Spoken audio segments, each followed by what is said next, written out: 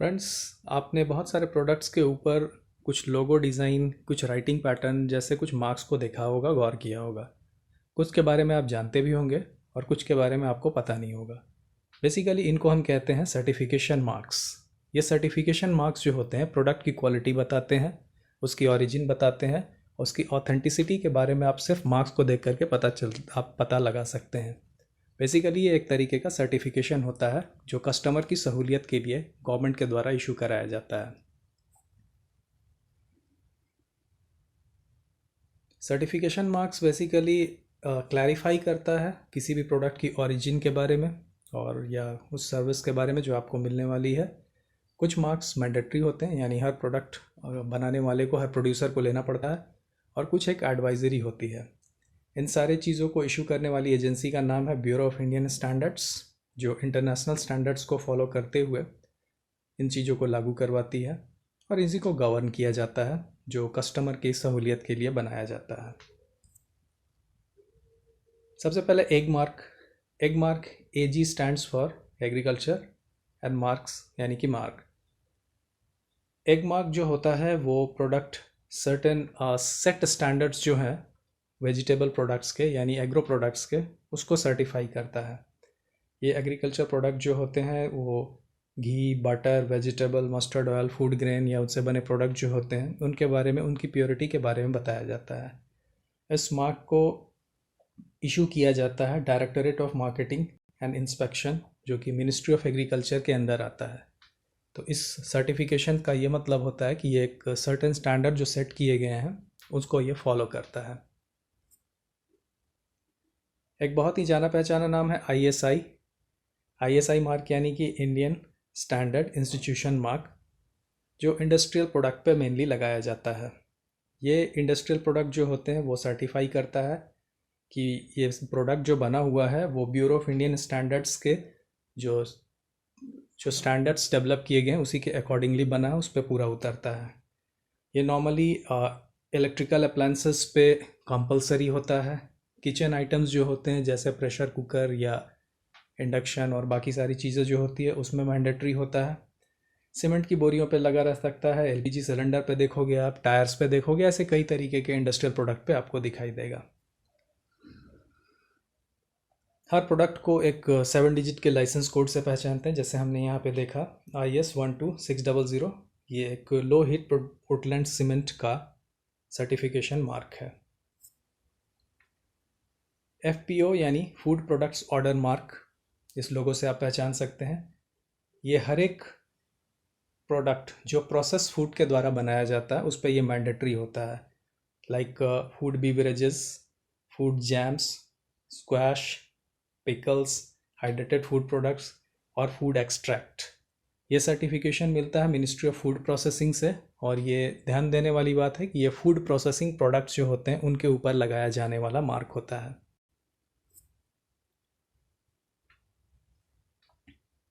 FSSAI के बारे में आप सब जानते होंगे। FSSAI एक ऑटोनोमस बॉडी है जो food safety and standard authority of India के नाम से जानी जाती है, और इसका काम है फूड सेफ्टी को इंश्योर करना और एक स्टैंडर्ड सेट करना according to the food safety and standard act 2006। ये हर एडिबल फूड आइटम्स जिसको कि कंज्यूम किया जाता है उसके सर्टेन स्टैंडर्ड्स सेट करती है, और ये सर्टिफिकेशन लगाना मैंडेटरी होता है। इसमें डेयरी प्रोडक्ट्स, बहुत तरीके के vegetable products, meat, fish, cereals और उसके प्रोडक्ट, बीवरेजेस, इन सारी चीज़ों पे ये मार्क लगाया जाता है। इस मार्क, इस सर्टिफिकेशन का मतलब है कि ये ट्राइड एंड टेस्टेड है और इस प्रोडक्ट ने सारे स्टैंडर्ड्स को फॉलो किया है जो FSSAI ने सेट किया है। PIS hallmark mainly jewellery products के लिए होता है, और ये गोल्ड और सिल्वर ज्वेलरी की प्योरिटी को बताया जाता है, और इसे भी BIS इशू करता है। किसी भी ज्वेलरी पे आप देख सकते हैं ध्यान से, ये इस फिगर में बताया गया है। सबसे पहले लेफ्ट साइड से अगर आप स्टार्ट करें तो एक ट्रायंगुलर लोगो होता है जो कि BIS का लोगो बना रहता है। उसके बाद 3 डिजिट नंबर जो गोल्ड की प्योरिटी बताएगी, higher the number higher the purity. जितना हाई नंबर होगा उतनी प्योरिटी ज़्यादा होगी, और यहाँ पे कैरेट में इसको डिनोट किया गया है। उसके बाद थर्ड जो आप देख रहे हो लोगो, वो हॉलमार्किंग सेंटर, जहाँ पे इस ये हॉलमार्किंग सेंटर कहाँ पे ये हॉलमार्क मिला है उसका एक मार्क बना हुआ रहेगा। And finally jewellers unique identification mark बना रहता है, जो हर एक ज्वेलर का अलग अलग होता है। तो ये ज्वेलरी खरीदने के पहले ध्यान देने वाली चीज़ होती है, और ये बिल्कुल ऑथेंटिक और प्योरिटी के हिसाब से दिया जाने वाला एक स्टैंडर्ड एक सर्टिफिकेट है। इको मार्क, इको प्रीफिक्स का ही मतलब होता है इकोलॉजिकली सेफ है या नहीं है।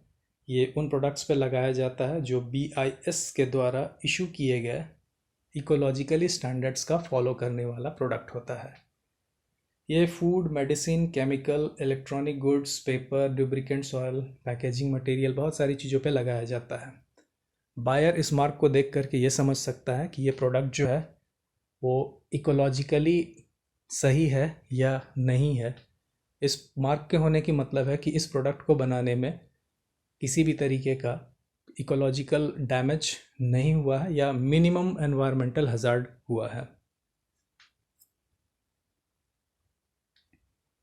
वेज और नॉन वेज, ये मार्क तो अच्छे से आप पहचानते होंगे। ये ग्रीन एंड रेड में डिनोट करता है, एक्चुअली रेड नहीं, ये ब्राउनिश किस्म का होता है। और ये बताता है फूड आइटम्स और मेडिसिन पे कि इसके इंग्रेडिएंट जो हैं वो वेजिटेरियन है या नॉन वेजिटेरियन आइटम्स को भी यूज़ किया गया है।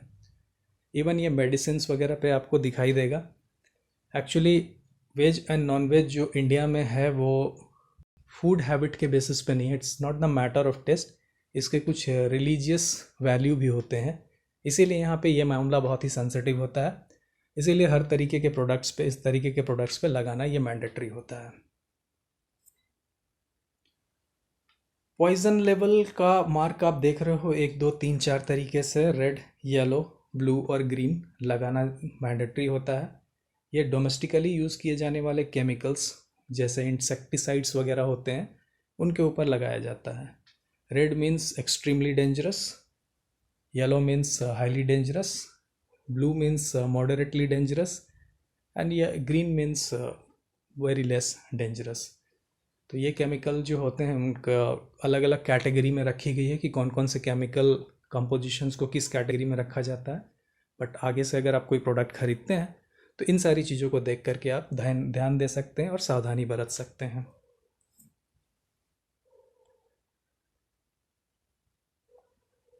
इलेक्ट्रिक अप्लायंसेस कितना एनर्जी इफ़िशियंट होता है, उसके लिए BEE यानी ब्यूरो ऑफ एनर्जी एफिशिएंसी का एक सर्टिफिकेट इशू किया जाता है, जो आप उस प्रोडक्ट के पैकेजिंग आइटम के ऊपर लगा हुआ देख सकते हैं। इसके ऊपर 5 स्टार्स होते हैं और उस प्रोडक्ट को बताया रहता है कि वो कितने स्टार उसको मिले हैं। और सिंपल सी बात है कि जितने ज़्यादा स्टार होंगे यानी कि वो उतना ज़्यादा एनर्जी इफ़िशियंस इलेक्ट्रिक प्रोडक्ट है। तो आगे से जब आप प्रोडक्ट खरीदेंगे तो इस स्टार मार्क को ज़रूर ध्यान में रखेंगे ताकि आप कितनी एनर्जी बचा सकते हैं।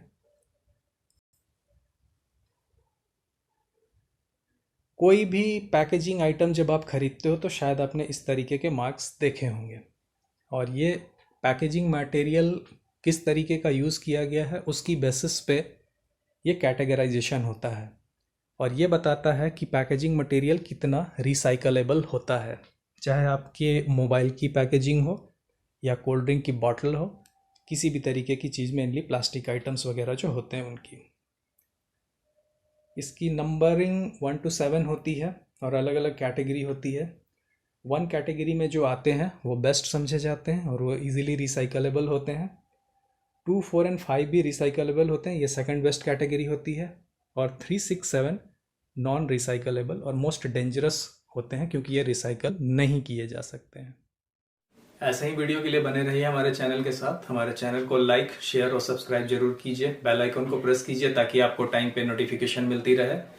और अगर आप किसी और स्पेशल टॉपिक पे वीडियो देखना चाहते हैं तो प्लीज़ हमें मैसेज कीजिए, हम कोशिश करेंगे कि अपने डिस्कशन आइटम में उसको शामिल कर सके। आज के लिए इतना ही। Thank you very much. Keep watching Pantheon edu.